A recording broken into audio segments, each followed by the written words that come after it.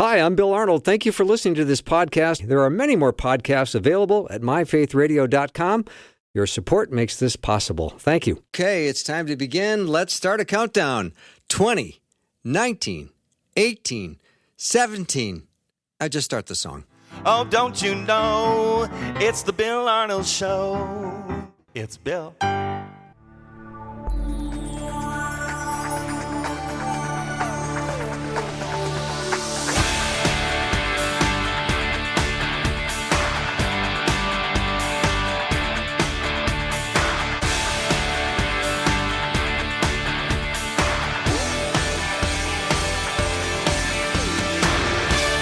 And a warm welcome to the Bill Arnold Show. I am so glad that I've got Ace Collins for part 2. He's kind enough to give us a couple of hours in December. He's the consummate storyteller. He's written a couple of amazing books regarding Christmas, not only relating to the music of Christmas, but today we're going to talk about the stories behind the great traditions of Christmas. And Wyatt, I must say, I think you went out and bought a copy of Ace's book because you were so inspired to have it on your coffee table when people come over. Yeah, I may or may not have bought both of those books. Okay. You know, the one we talked about last week with the songs, and then, of course, the one we're going to discuss today with the traditions. And yeah, they're pretty good reads. I think these books should be part of your Christmas decorations that come out every year. Oh, yeah. Well, it's just a nice little conversation piece, too. And it's a short read. Like, if you're looking to read one chapter, just a couple of pages or so, and it only takes you a few minutes, and it's incredible, some of the facts and some of the backstories with these. It really is. Ace is an award winner and award-winning author. He's also written over 110 books. That I just have to pause and go, really? Have you even read 110 books, Wyatt? No, not even close. Me neither. But we're glad to have him back. Ace, thanks for doing part 2 of the show this December. Always a pleasure, and it has become a tradition. Well, it feels that way for me, too. And I always tell Wyatt, right around Thanksgiving time, I can't wait. When is Ace going to be on in December? And he gave me the dates. And you were here last Monday, and now today we're going to talk about the stories behind the great traditions of Christmas. I want to get things started, Ace, by talking about your grandma and the colors of Christmas. Yeah, my grandmother only had blue lights on her tree. And I don't know if she understood the significance of that from a traditional standpoint, but she just liked blue. And that was in northern Arkansas, which meant it was a cedar tree. It was not one of these majestic pine trees or things, just a simple cedar tree that had cut in the woods and brought in. And she always had blue lights, and blue lights, therefore, were very important to me. My mother continued that blue light tradition. I actually have a son that only has blue lights on his tree this year in Little Rock. And but the colors of Christmas all represent things. And from the dawn of when we celebrate Christmas, purple in wreaths and other things was a symbol of royalty. And so if you see a purple light or a purple ornament, that harkens back to the royal elements of Jesus being the King of Kings. Red represented the blood that he shed on the cross. Yellow represented the light that came into the world when Jesus was born. As a matter of fact, Martin Luther actually began the tradition of having lights on Christmas tree by tying a candle onto a tree about 500 years ago and telling his children this represented the light that came into a dark world on that first Christmas day. Green, everlasting life, like an evergreen tree that never loses its leaf and always looks the same. And then white represented the purity of Christ. We have a lot of people who go straight white lights now who probably don't know that, but that's what that would have represented to people 200, 300, 400 years ago, a white ornament or a white light. And then finally, blue represents the love. And so my grandmother, without knowing it, was expressing her love for her children, her grandchildren, eventually her friends and neighbors and great-grandchildren by putting up the color of Christmas that she most loved, which was the blue light, which stood for love. Ace, when you think about going into Grandma's house as a kid, can you still hear the music and smell the smells? Yeah, that's one of the great things. And this is about, we talked about music last Monday. Yeah. You mentioned this, but Christmas because of the traditions coming back each and every year. And we're going to talk a lot about those traditions tonight, and also the music. When you hear a certain song, or you see a blue light on a Christmas tree, or a certain ornament, or get a certain Christmas card, it's an ability to time travel. It takes you back to your childhood, and I don't care if you're, 25 or 88. You get to go back to a point in time where you were young. Christmas was magical. It was special. It was meaningful. Families gathered, and there was something about a certain Christmas that was so imprinted on your memory that it became part of your DNA. And therefore, not only are you young, but you can hear voices of people who have passed away. You can smell those smells, see those sights. And so for me, yes, whenever I think of that, I can actually see where the tree was. I can see what kind of tree it was. I remember a particular broken glass reindeer ornament that was missing a leg or two that was on the tree every year. I remember the smells of the kitchen, the sounds of voices, and I don't get that with any other holiday other than Christmas. I mean, it is really something that removes the veils of time and allows us to connect with the past in a way that even birthdays aren't capable of doing. Did you also have because of the traditions and songs? I mean, yeah. Did you also have the home movie camera with the headlight, the blinding headlight? We didn't, Right. and that's probably good. I have very few actually pictures from those events because my mother and dad took pictures, but they were never in focus. And most of the ones they took were slides, which we never looked at. Right. And so I looked at some of those slides after my folks died, and and tried to convert them to digital, but they were in such poor focus. I didn't even recognize some of the people that were in the pictures, but the images are still strong. And in this case, I don't need pictures or movie cameras to actually take me back to those moments in time. My cousins and I have long talked about how we have tried to recreate that in our own house. But there was something about traveling long distances. For me, it was 8 hours when I was a kid. For them, it was 4 or 5. To grandmother's house on top of a hill in a rural section of America surrounded by trees that made Christmas really unique and special. And long before Hallmark movies were created, Hallmark Christmas movies, we were actually having that kind of experience in the town where I lived, and that really special moment when you saw the lights of the tree, you got to taste the homemade fudge and all of the other elements. Another thing grandmother always did was she always, after she opened her Christmas cards, she put them on a table in the living room. And one of the things that was fun to do was sit down and actually look at the cards and see what they said, see what was written on them, see what the images were on the front. And that gave you a special element of Christmas, either just having those cards available to leaf through. All right, Ace Collins is my guest. We're talking about the stories behind the traditions of Christmas. One of my favorites, Ace, and I love the way you tell the story, has to do with mistletoe. Yeah. Mistletoe is probably the most misunderstood of all the Christmas traditions. We think of it as the kissing plant.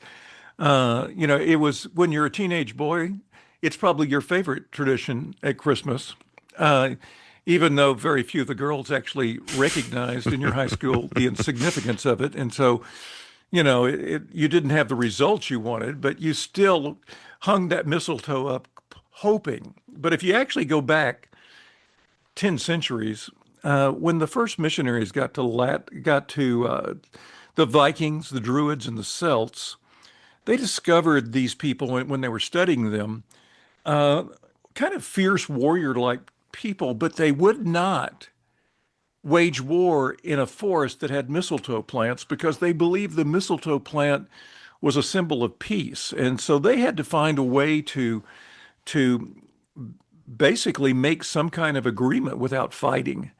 And these missionaries seized upon that. These people also believed that trees died every year and then magically came back to life in the spring. So they died in the fall, came back to life in the spring. So they looked at the wood as almost dead wood. And yet here was this mistletoe growing out of this dead wood. Well, these missionaries seized upon this and they explained to these people that that plant that they looked upon and had to make peace on it stood for the Prince of Peace, Jesus.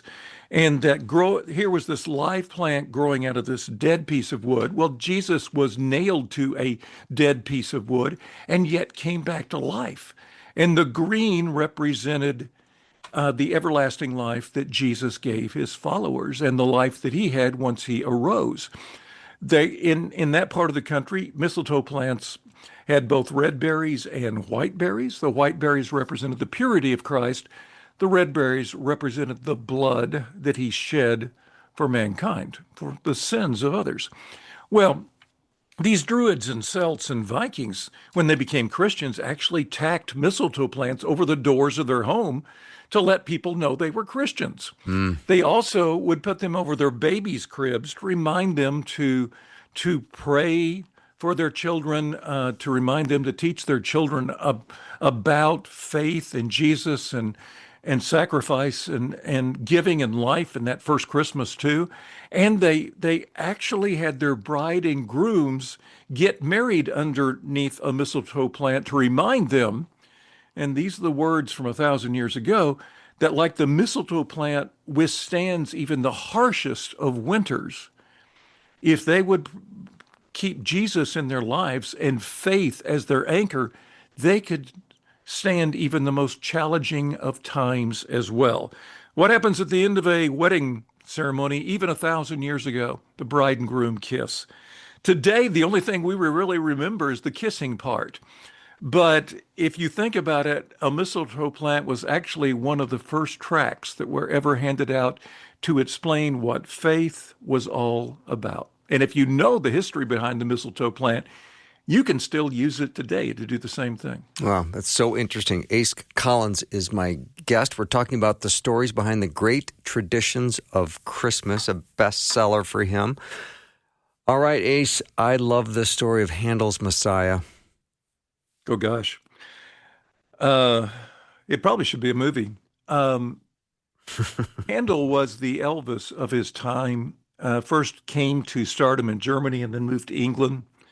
His oratorios, which were dramas in three musical acts, were at the top of the quote supposed charts back then, and he was the presence in Buckingham Palace and other places. He was that popular. And then oratorios came out of favor, and Handel had not invested wisely. And here he is in his 50s, finding himself on the wrong side of the tracks in the Poverty Row in London, not answering his door because he owed so many people money. He feared he would be taken away and placed in a debtor's prison. This man who was losing his eyesight, who was having problems walking, had several afflictions, got a letter one day from a man named Cummins, who was a friend of his. And this man had suggested that Handel write an oratorio about all of the ways in the Old Testament that look forward to the Messiah. Well, Handel looked at the scripture that was cited and thought, well, that is something I could do. There's no market for it. Nobody will listen to it. But as I'm hiding out here, I might as well do something. And he actually wrote that. He wrote it over a period of about 3 weeks. And he really liked what it was, but there was no place to perform it until a hospital in Ireland. The head of the hospital called him, wrote him a letter and said, could you come and direct a choir here and an orchestra, a small orchestra, to raise money for our charity hospital. To escape debtors as much as anything else, he did that, and he took his new music with him, which he called the Messiah. it was so popular that it actually had 3 or 4 performances there. And word got back to England, this is the 1600s, that Handel had written something special. And so when he got back to London, they asked him to assemble a choir and an orchestra and do it again. On the third night of those performances, which people were raving about, the king showed up. And when it came to the Messiah element of that, when they actually sang the Messiah, the king stood up. And of course, we've been standing ever since. Well, the Messiah took a man that really was one of the least of these, a man who was popular but had fallen on hard times and was wondering if he wasn't going to die in prison, and rescued his career. So here's a man who represented, as Jesus said, the least of these, who had a second chance because of a suggestion of a friend that he turned into this oratorio. Well, after he died, the song kind of faded. And then they started having music festivals about 100 years later, and they started using Handel's Messiah at the music festivals. And for a century or so, it was used at Easter in England to raise money for charity hospitals, orphans, widows, and things like that. It moved to Christmas once the English people started celebrating a gentle Christmas, a peaceful Christmas. Before that, it was kind of Mardi Gras, and became a family Christmas in the 1840s and 50s. So in the 1860s, 70s, and 80s, they moved the Messiah to Christmas because people were more generous at Christmas than they were any other time. And it has remained today a Christmas tradition, usually to raise money for charitable causes. And it's amazing to me, this man who was on the outs, who was about to starve to death, who was poor, thinking he was going to be in prison, who was hungry, who was sick. He was, all but naked. Here's this man who represents Matthew 25, 35 through 40 in all of its elements, wrote this thing that ultimately the last 150 or more years has raised more money for the least of these than any other piece of music in history. That is such a fantastic story. Oh, I love that. Ace Collins is my guest. We're talking about the stories behind the great traditions of Christmas. I hope you hear one that you want more information on, or you can text one over. We'll see if we can handle it. 877-933-2484. Be right back with Ace.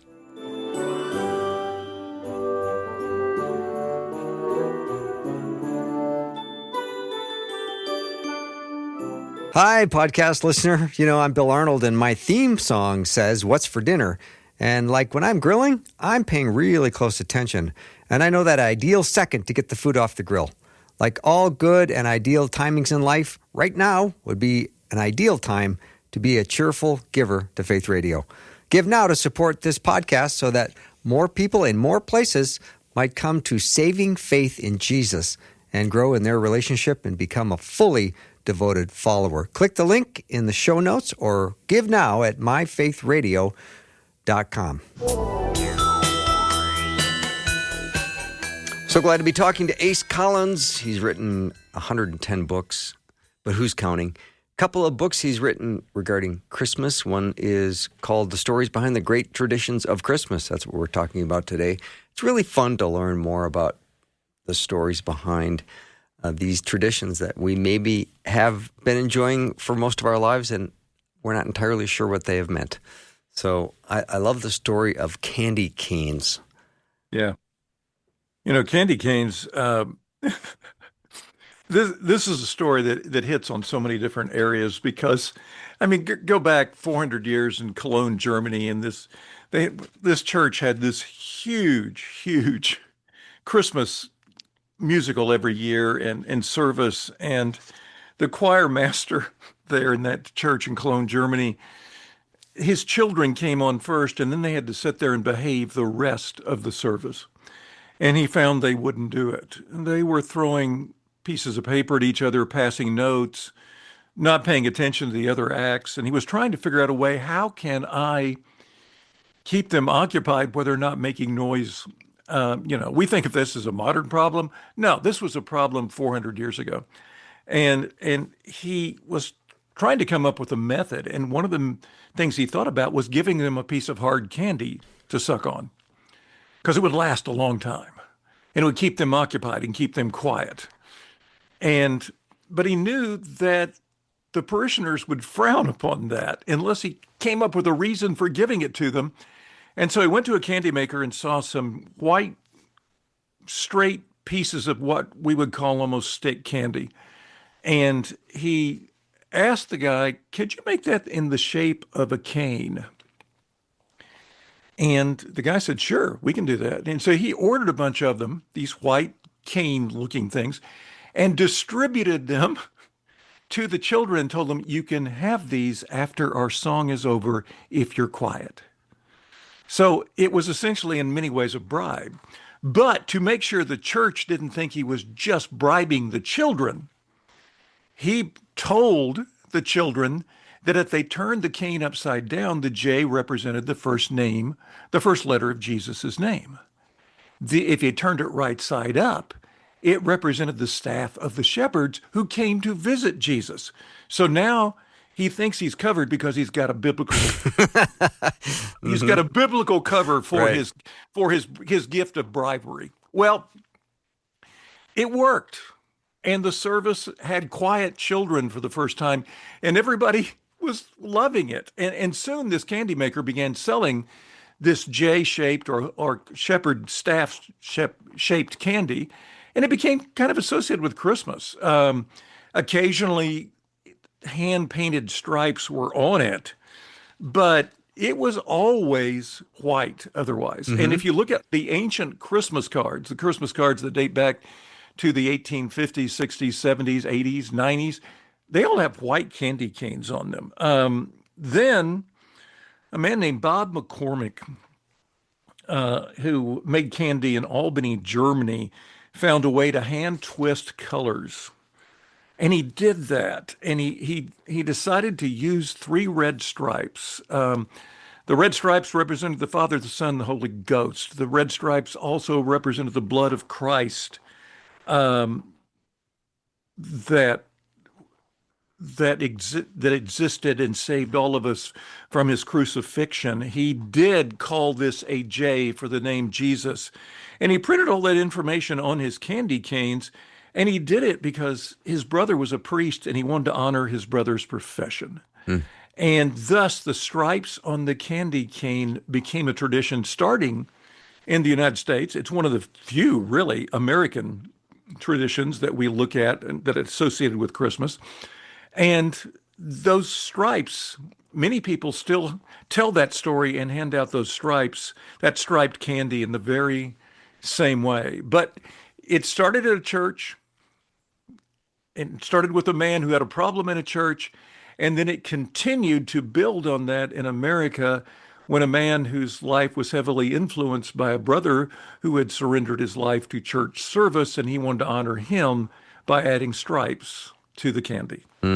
Ace, I would imagine back in Cologne, Germany, some of those services were long, and the kids had to stay. Very long. Yeah, they had to stay calm for a long duration, and kids have a hard time doing that. Well, and they were very long, and they were in Latin. Okay. And so a lot of the kids the kids weren't going to know Latin, and so there wasn't much they could listen to and tune into either. Mm-hmm. Yeah. All right, let's talk about caroling, because I grew up with caroling, and caroling was a blast, and people did it often, and it was always fun when people knocked on your door, and then there was some singers.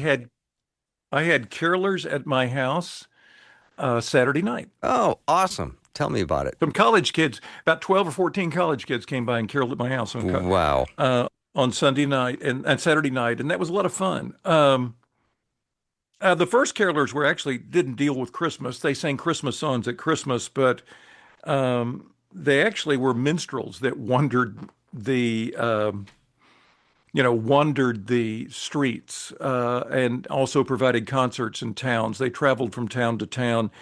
And so at Christmas time, they would give us Christmas music, but other times, they gave us whatever was popular at the time. The hit parade of 1453, whatever that was, And so what happened was it expanded particularly when the Protestants began to celebrate Christmas in England and the United States was in the 1840s. The Lutheran Church was the exception. The Lutheran Church was celebrating Christmas ever since the 300s, but only the Catholics were doing it likewise in the United States. And so Protestant churches particularly ignored it until about 1840, 1845. And once it happened, then these people to share the message would go out in the streets and sing carols as well to their neighbors, and particularly in churches, the people who couldn't get out to church, be it widows that are sick or people like that. We call them shut-ins. And that expanded into people actually getting together and rehearsing and everything else. And by the 1870s and 80s, in Victorian England and the United States, man, there was a lot of practice that went with caroling. And it was a big deal. And people were ready with hot chocolate and other things for them. And they hoped that carolers would come to their homes. And it was such an important element of Christmas that there were songs actually kind of written for carolers back then. But you were supposed to go out on the front porch, listen to them, and then, if you could, sing along with them. But you garnered treats. You handed out treats to the carolers. So you had made homemade cookies and other things ahead of time, hoping the carolers would get there. And it's something that we have lost. Albert Byrd, who wrote a number of carols, by the way, including the great Nat King Cole Caroling song, and the Star Carol that was made popular by Tennessee Ernie Ford. His daughter still has a caroling company, and they still go and appear in various places around California during this time of year, teaching caroling and telling the story behind caroling and teaching some of those, not only her father's great songs, but also the songs the Victorian era carolers would have caroled as well. And also there were, in the days before the Protestant churches started celebrating Christmas, there were church members that would go out caroling just because they wanted to sing the songs that they weren't getting to sing in church, which were those carols like Silent Night and other songs, Oh Holy Night. Mm-hmm. Yeah. Ace Collins is my guest. We're going to continue our discussion on stories behind the great traditions of Christmas. And we're going to take a short break. If you have a question or a comment, it's welcome on the text line, 877-933-2484. We'll be right back.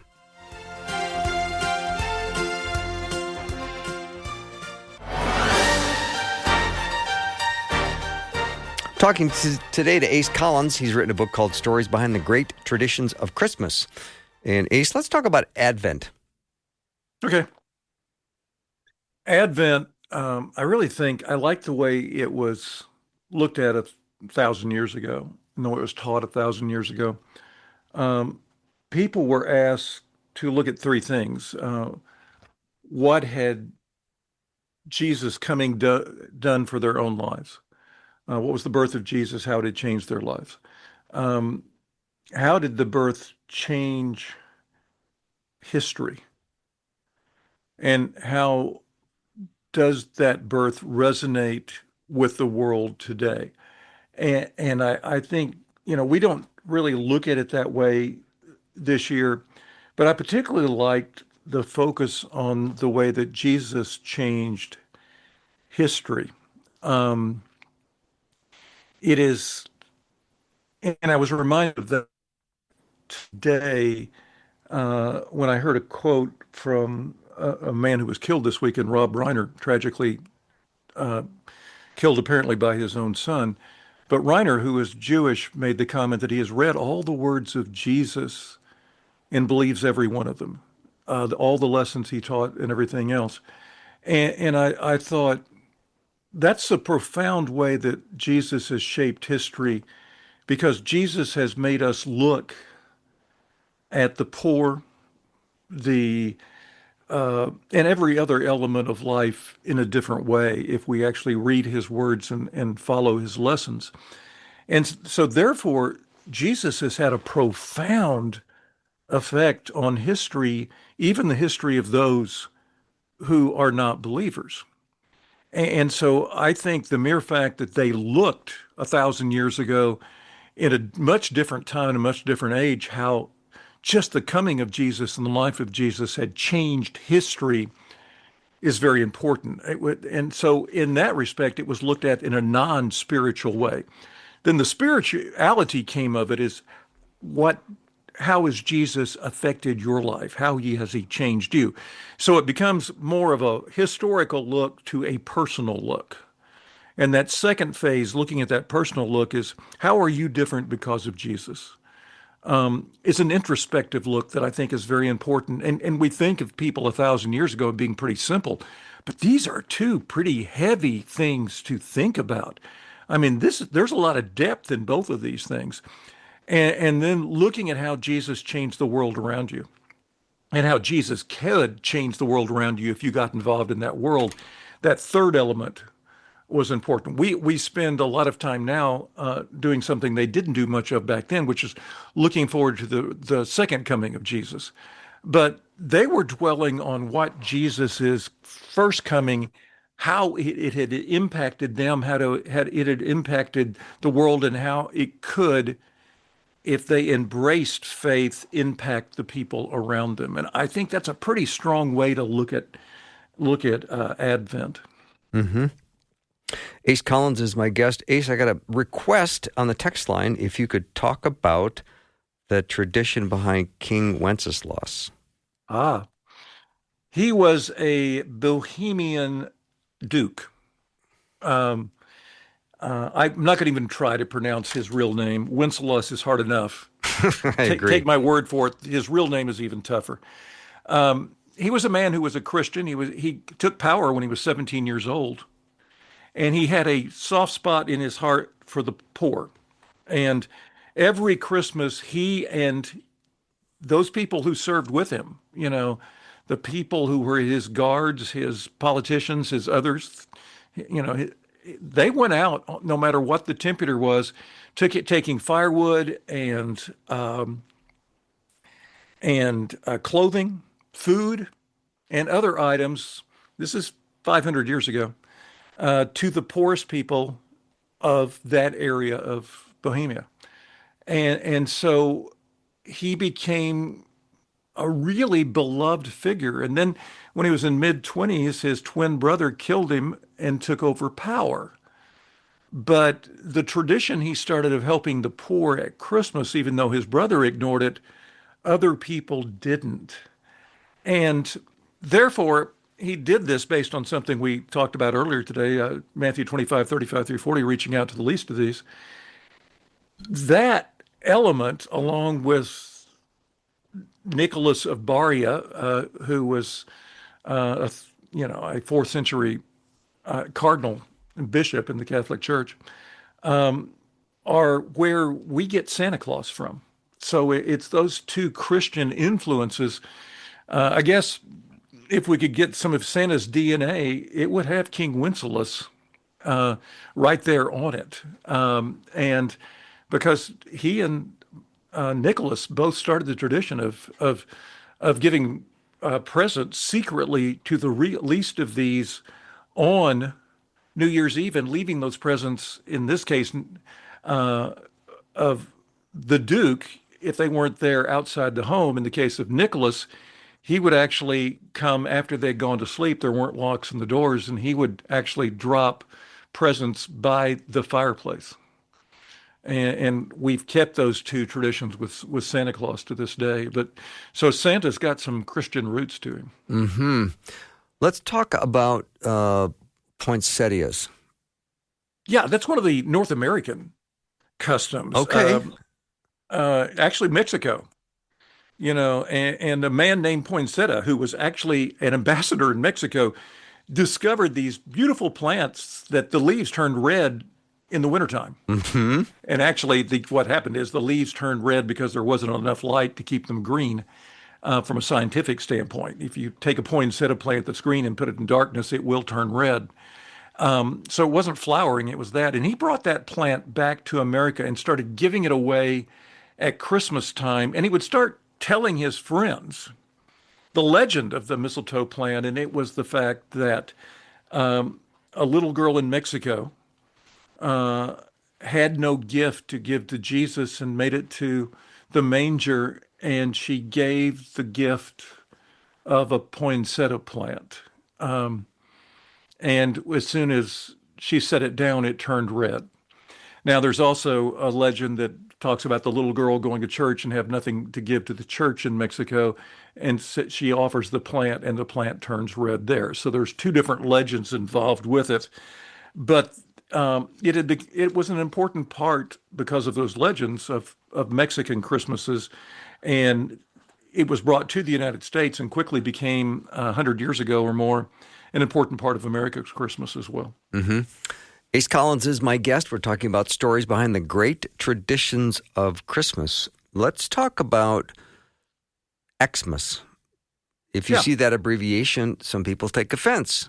Should they? Well, yeah, and realistically speaking, they probably shouldn't. My grandmother in the 1930s got a lot of Christmas cards that had Xmas on them, and everybody who sent her a Christmas card was a Christian, so they weren't trying to take Christ out of Christmas. If you actually showed an Xmas spelled that way to Timothy or Paul or any of the early missionaries, they would have immediately recognized it as standing for Christmas. So the people who are using Xmas to take Christ out of Christmas really aren't. They're actually spelling it the way it was spelled for about 1,000 years, until ink and paper became less expensive. Remember that most people could not read in the first 1,000 to 1,200 years of the church. And everything that was written had to be handwritten. We hadn't invented the printing press yet. And so they found ways to, like we do in text a lot of times, to abbreviate things. And so Christmas, because everybody knew that X was the X symbol was a chi, the first letter of Christ's name in the Greek alphabet, they could write X. And so if you asked somebody what their religion was or faith, they would actually write an X on a piece of paper, and everybody knew that stood for Christians. As a matter of fact, there were a lot of the early martyrs in the Christian church that after they were killed on the street, people would go by later and write an X in that street, and it was the X stood for Christ. And some people even got to the point of X marks the spot where someone died for their faith. As much as the fish was used over doors of houses, X was used as well for Christ. And Mass, M-A-S, means just what you think it does, worship. And so Xmas for 1,000 years in the church meant worship Christ. Once we got the printing press, you could actually spell out, you could print things in a hurry. And so the people who were writing words then would actually spell them out fully. And so it became Christmas. And that is the way we've been using it ever since. But if you know the history of Xmas, you can actually use it to do a little bit of faith sharing to somebody who may be thinking they're trying to take Christ out of Christmas. And you could actually congratulate him for spelling Xmas. You could actually spelling Christmas the way it was 16, 17, 1800 years ago. Mm-hmm. Ace, we can't talk about Christmas without talking about angels. I argue that the oldest Christmas tradition is gifts. I mean, the wise men brought gifts. Mm-hmm. But you could also say that angels actually predate the gifts because the angels showed up. And one of the interesting things I find is angels were so important in the biblical story of the birth of Christ that they described angels. We have no idea what the shepherds look like or the wise men looks like. We don't even know what Jesus looked like. Nowhere in the Bible does it describe Jesus, but it describes these angels. And that shows you just how important they were. From a dictionary, it's known as, and I'll always remember this definition, a divine winged messenger. So that's what it's called. Okay. We get angels and heavenly host mixed up. Heavenly hosts are actually Velkin. And but we kind of mix them together in all of our theology, which drove one of the great hymn writers and preachers who founded the Methodist Church, Wesley, crazy, because he actually wrote "Hark the Heavenly Velkin Ring," because that's the way biblically they were Velkin in when they sang out the birth of Jesus. It was a heavenly host, which is the word for that is Velkin. So we probably shouldn't get the heavenly host, the Velkin, confused with angels, but we have over the years. But the angels appeared before Mary and everything else. Well, angels became so important. Try to think of a Christmas movie from the 1930s or 40s that doesn't have an angel in it somewhere. A child playing an angel. The 1946 movie, It's a Wonderful Life, the Frank Capra film, Angel Getting the Wings. You have Clarence. We have adopted angels, guardian angels, and everything else as being an important part of our culture. And I'm not sure that we would have that focus on angels if it wasn't for their dynamic impact on the Christmas story. Ace Collins is my guest. We're going to continue after a short break talking about the stories behind the great traditions of Christmas. If you have a question or comment, 877-933-2484 is the text line. We'll be right back.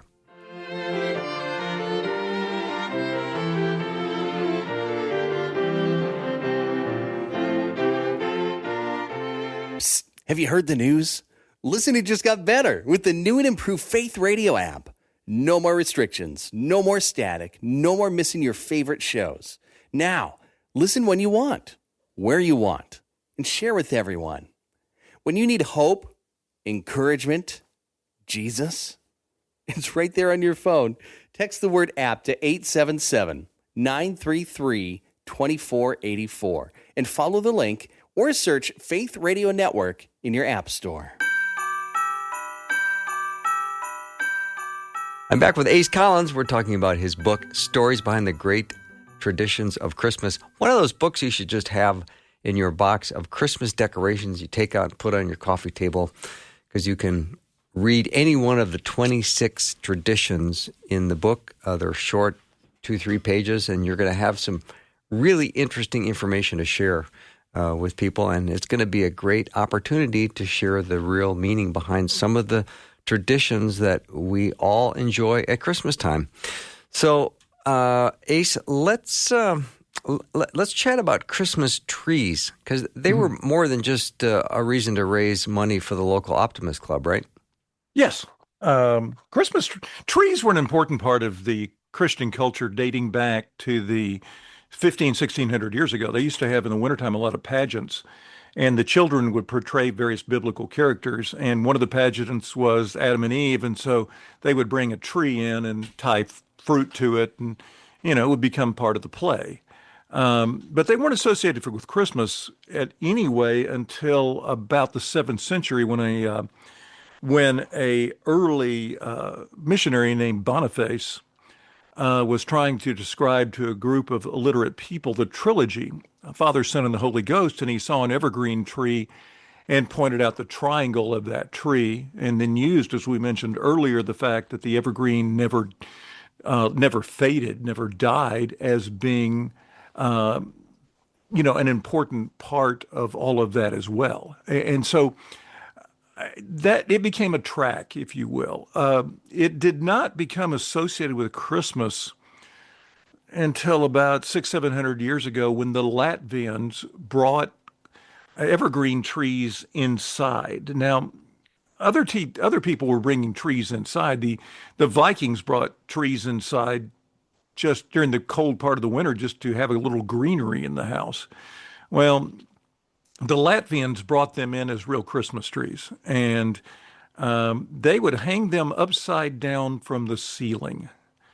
So they weren't put on the floor, they were hung upside down. And then about 50 years later, the French and the Germans adopted the Latvian tradition of an evergreen coming inside for Christmas. But they didn't hang them upside down. They put them on the floor right side up. And began decorating them with homemade ornaments.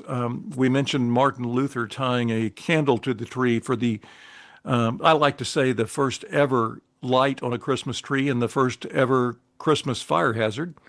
But they developed homemade ornaments, and then people in Germany started actually creating glass ornaments to put on them as well. The wealthy, therefore, could have something that was permanent, something that the children didn't make, or that the wife didn't make. It wasn't just yarn and popcorn and other things. It was, honest to goodness, real life glass ornaments. And the first artificial trees were made out of feathers, by the way, that were painted green. So you had artificial trees, a couple of 100 years ago. The first ever tree lot, you mentioned the Optimist, was actually in New York. And a guy in New York City, the people wanted trees in New York City, so he would go and get them out in the country in New York City in wagons and set up his own lot to sell trees. And it was actually called the Car Lot because his name was Carr. So before we had used cars, oh, that's funny. He was selling trees on a car lot. Love it. And it's interesting, I think, to this day, that the triangular shape of the evergreen tree, the fact that it does not lose its color in the wintertime. What Boniface taught all those years ago, 700 years before it was really a Christmas tree, still works today, the greenery. And, when we put our decorations on them, it's not like something you mentioned earlier, and that is it becomes a time machine that takes us back. A lot of us want our trees. I've got a tree in my office that looks like a tree that my grandmother would have decorated in 1945 when my grandfather came back from serving 3 years in World War II. So it would have been his first Christmas tree back. And it has all of the tinsel and the glass ornaments, and every ornament on this tree is pre-1945. And then even the packages I've wrapped underneath the tree that don't have real gifts, but are packages, are wrapped in paper from the 1940s as well. That must be very, very beautiful. All right. I don't know the tradition behind Yule logs. Yeah. It was a tradition long before the Protestant church started celebrating Christmas in England. And Christmas, at even the time when Oliver Cromwell outlawed Christmas in England, the peasants were ignoring all of that and having their Christmas celebrations anyway. And they would cut a big log every year, and the wife would spice it up with all these wonderful spices, and they would get a log that was large enough to burn for 12 days. And so they would burn a log with that the sweet smelling part of the log was to remind people of the sweetness of faith and Jesus and the love that went with it. It became a family tradition to actually take a piece of the last log, a splinter from the last log, and light the new log with it. And it became an important part of every evening at home, sitting around that big Yule log as it burned. Mm-hmm. And it was supposed to burn for 12 days. Well, those 12 days were the 12 days of Christmas. And that represented from December 25th through January 6th, which is some call the Day of Epiphany. When the log ceased to burn at the end of the 12 days is when they got to open their presents. And remind us all about the Day of Epiphany.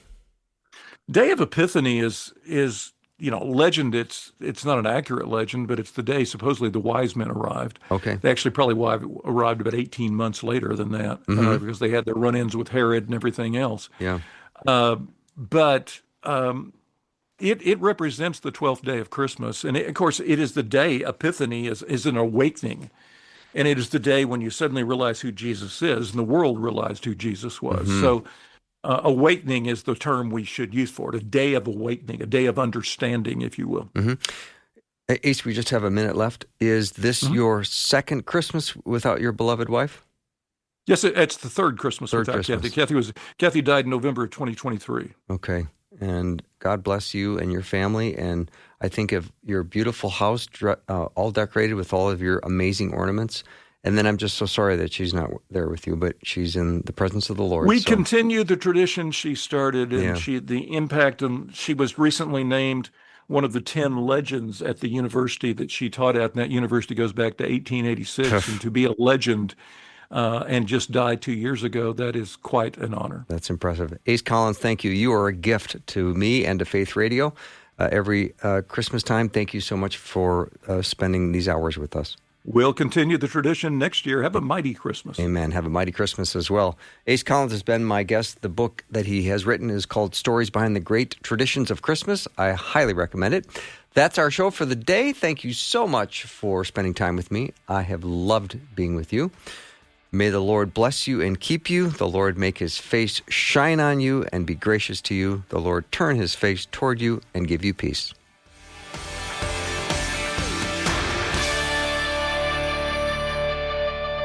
Thanks for listening. Programming like this is made available through your support. Information available at myfaithradio.com.